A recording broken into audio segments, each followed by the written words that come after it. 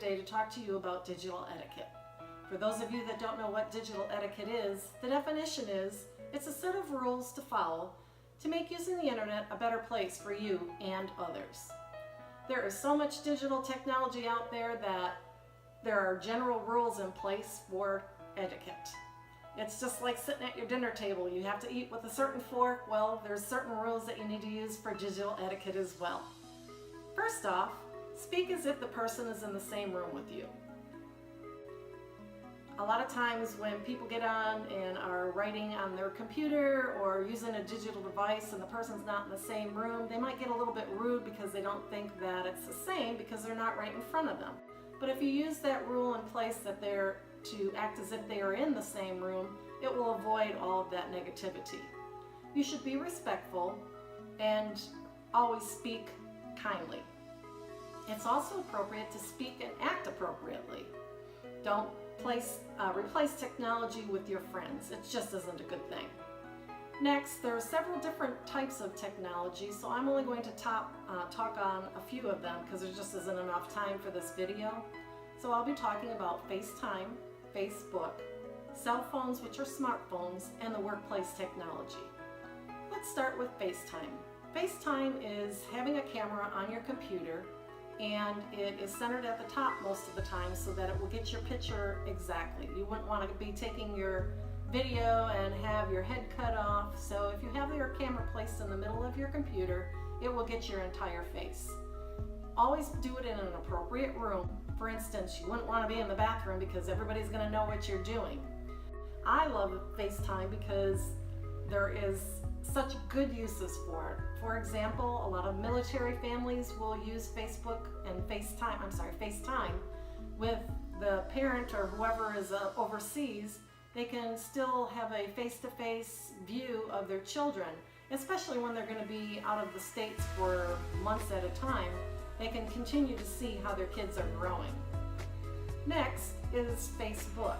Facebook is using technology where you can befriend somebody and then you can have pictures that you can see from them. In Facebook, you should never friend everybody on earth, because once you befriend somebody, you will have to keep up with them. There will be anything that they post shows then on your Facebook. Make sure that you are kind and that you don't post anything inappropriately, because you never know who's on the other end that's going to see it. When it comes to cell phones or smartphones, there are several rules. The phones need to be shut off at certain places, especially when you are at the movies, for instance. The phone itself has a bright light on it, and it is annoying when you're sitting in a dark theater and your neighbor is on their phone and you see this bright light. It blinds you and then you can't see the movie. So don't use them in the movie theater. Another place is during church. A lot of people go to church to pray and meditate. And if your neighbor's phone is ringing or the alarm goes off, it kind of breaks the meditation thought that you were having, so please turn your phones off at church. Another place is, in my household anyway, is the dinner table. I hate when my husband's sitting on the other side of the table and he's on his cell phone. It's annoying and I feel like he's ignoring me. So if you just leave it to the side, you'll have time to converse with whoever's on the other side of the table with you, and you'll, especially like, for instance, when my kids were growing up, we had no cell phones at the table and we were able to talk, and I would find out about how my kids' day was. And it was like my favorite time of the day because I felt very close to my children at that time. You bring a cell phone into the mix and somebody's not going to be paying attention, and it loses its whole thought process of being able to converse with your kids. So leave the phone away from the dinner table. Lastly, don't drive and use your cell phone. And the records have shown that, or the research I found was 1 in 4 people have been in accidents that are caused by people being on their cell phones. For instance, when I'm driving down the road and I see somebody swerving in and out all over the place, I know that they're on their stupid cell phones, and not paying attention to the road.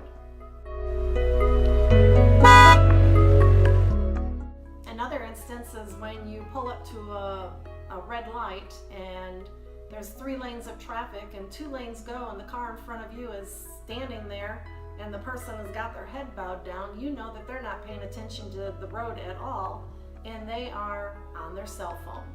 So put the phones away while driving. Lastly is workplace technology.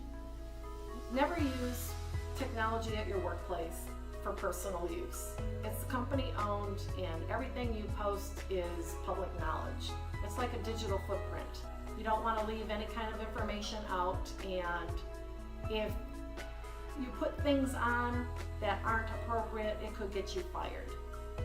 Lastly, you want to be respectful to your people that are around you and make sure that they are using the technology in the proper way. For instance, at my school where I work, which is a grade school, we're not allowed to have our cell phones out when the children are in place, because when we're on our cell phones, we're not paying attention to the children. So remove them during meetings, have your phone on silent so that you can pay attention to what is being said.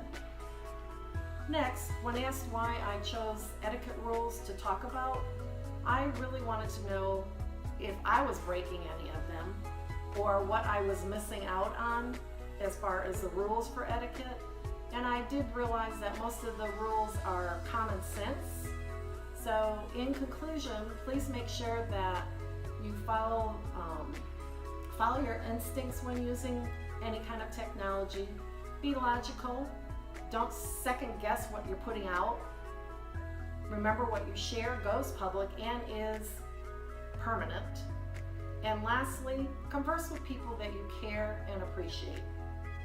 I know I learned a lot about rules of etiquette, and I hope you did too. Thanks for listening and have a great day.